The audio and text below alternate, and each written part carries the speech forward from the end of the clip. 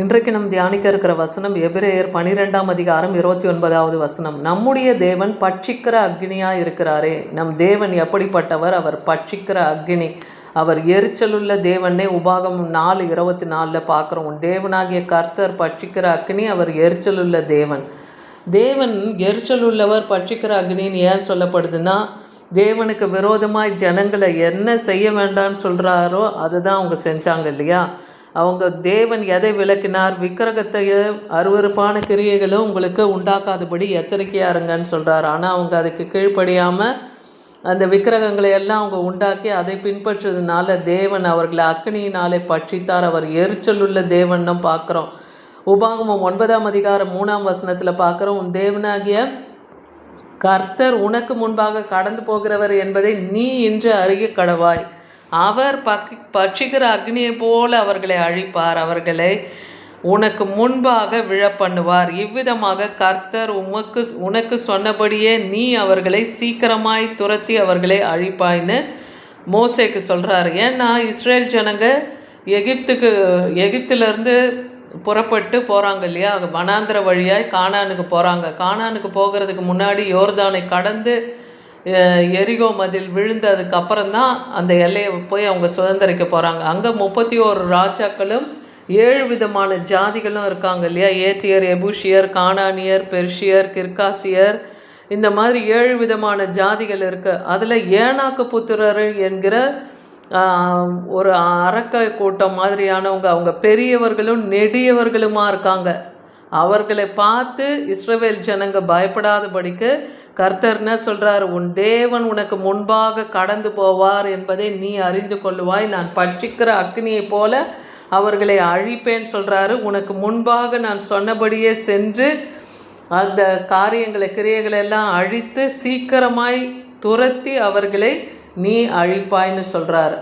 அதுபோல் தேவன் பயங்கரமான பராக்கிரமசாலியாய் அன்னைக்கு இஸ்ரவேல் ஜனங்களுக்கு மத்தியிலே அவர் வெளிப்பட்டார் இல்லையா. அவர் பட்சிக்கிற அக்னியாய் வந்தார், எரிச்சலுள்ள தேவனாய் அவர்களுக்கு வெளிப்பட்டார்னு பார்க்குறோம்.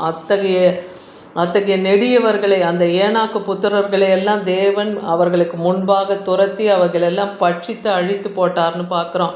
எபிரேயர் 10ஆம் அதிகாரம் 27வது வசனத்தில் பார்க்குறோம். நியாய தீர்ப்பு வரும் என்று பயத்தோடு எதிர்பார்க்குதலும் விரோதிகளை பட்சிக்கும் கோபாக்கினை இருக்கும். கடைசி காலத்தில் நியாய தீர்ப்பு என்று ஒன்று உண்டு இல்லையா. ஆண்டவராகிய இயேசு கிறிஸ்து அதி சீக்கிரத்திலே வரப்போகிறார். அவர் மகாராஜாவாய் வரப்போகிறார். அது மாத்திரம் இல்லை, அவர் அவனவனுக்கு கிரியைக்கு தக்க பலனை தன் கரத்திலே கொண்டு வந்து நீதி நியாயத்தை அவர் சரி கட்ட போகிறார். அதனால வரப்போகிற அந்த நியாய தீர்ப்புக்கு எல்லாரும் பயந்து எதிர்பார்த்து இருக்கும்போது அவர் விரோதிகளை என்ன பண்ணுவாரா? பட்சிக்கும் கோபாக்கினியாய் அவர்களை பட்சித்து போடுவேன்னு சொல்கிறார். 2 தெசலோனிக்கர் 1ஆம் அதிகாரம் 8ஆம் வசனத்தில் பார்க்குறோம். கர்த்தராகிய இயேசு தமது வல்லமையின் தூதரோடு ஜுவாலித்து எரிகிற அக்னியோடும் வானத்திலிருந்து வெளிப்படும் போது அப்படி ஆகும். எப்படி ஆகும்னு பார்க்குறோம்.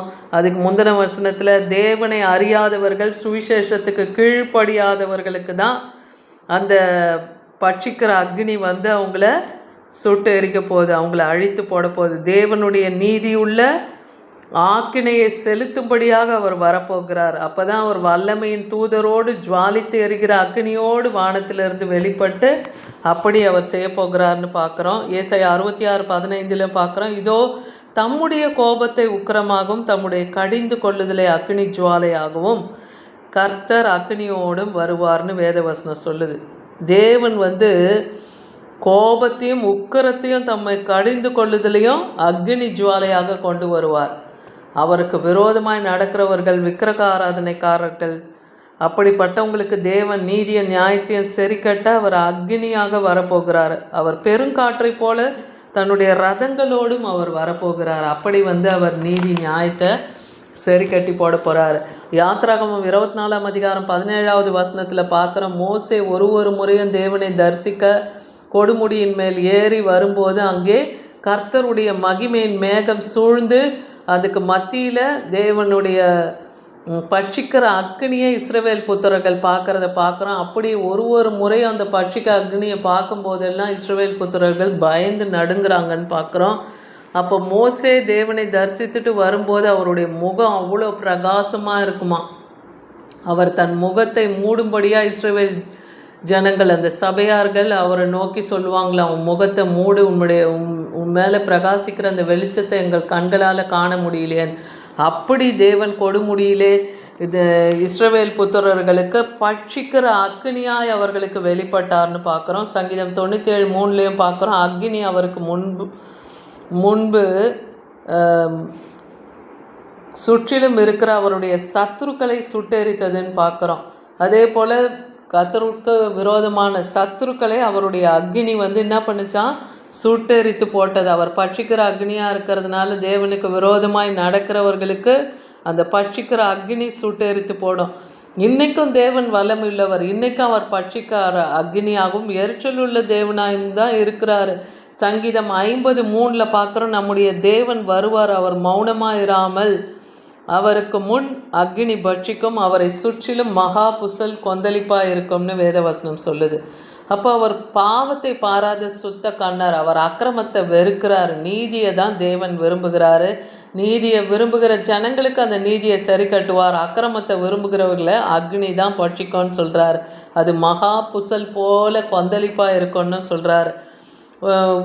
என்னாகமம் 16ஆம் அதிகாரத்தில் 35வது வசனத்தில் பார்க்குறோம், அக்னி கர்த்தருடைய சந்நிதியிலேருந்து புறப்பட்டு தூபம் காட்டின 250 பேரை பட்சித்து போட்டதுன்னு பார்க்குறோம். இங்கே ஆசரிப்பு கூடாரத்தில் மோசேவும் ஆரோன் குடும்பம் தான் ஆசாரியர்களாக இருந்தாங்க. அவங்க தான் தேவனை ஆராதிக்கிறதுக்கும் அவருக்கு தூபம் காட்டவும் அந்த மகா பரிசுத்த ஸ்தலத்தில் போக முடியும். மற்ற யாருமே அது உள்ளே போக முடியாது. அப்படி போனால் அக்னி, தேவனுடைய அக்னி அவங்கள பட்சிக்கும். ஆனால் இங்கே கோராகு புத்திரர்கள் மோசேக்கு விரோதமாக பேசி, நீ மாத்திரம்தான் உள்ளே போகணுமா, நீ மாத்திரம்தான் பரிசுத்தவானா, நீ மாத்திரமாக தான் தேவனை ஆராதிக்க முடியுமா அப்படின்லாம் சொல்லி தேவனுக்கு விரோதமாக, மோசேக்கு விரோதமாக அந்நிய அக்னியை எடுத்துக்கிட்டு 250 பேர் அந்த ஆசரிப்பு கூடத்தில் தேவ சமூகத்தில் போகிறாங்க. அந்த அக்னியை நான் எடுத்துகிட்டு போகும்போது தேவ அக்னி அவங்கள என்ன பண்ணுது, அத்தனை பேரையும் பட்சித்து போட்டதுன்னு பார்க்குறோம். 250 பேரை தேவ அக்னி பட்சித்து போட்டது. அதே போல் இன்றைக்கும் தேவனுக்கு விரோதமாய் அந்நிய விக்கிரக கிரியைகள், தேவன் எதை அருவருக்கிறாரோ அதை நாமும் அருவறுத்து தள்ளுகிறவர்களாக இருக்கணும். அப்படி இல்லைன்னா பட்சிக்கிற அக்னியினாலே பட்சித்து போடுவார். இன்றைக்கி மனம் திரும்பி கர்த்தரிடத்தில் நாம் திரும்பும்போது கர்த்தர் நம்மை ரட்சிப்பார். அவர் அன்பான தேவனாகவும் இருக்கார், அவர் பரிசுத்தமுள்ள தேவன், அவர் நீதியின் தேவனாக இருக்கார். நீங்கள் எப்படி இருக்கீங்களோ அதை போல் தேவன் உங்களுக்கு வெளிப்படுவார். ஆமீன்.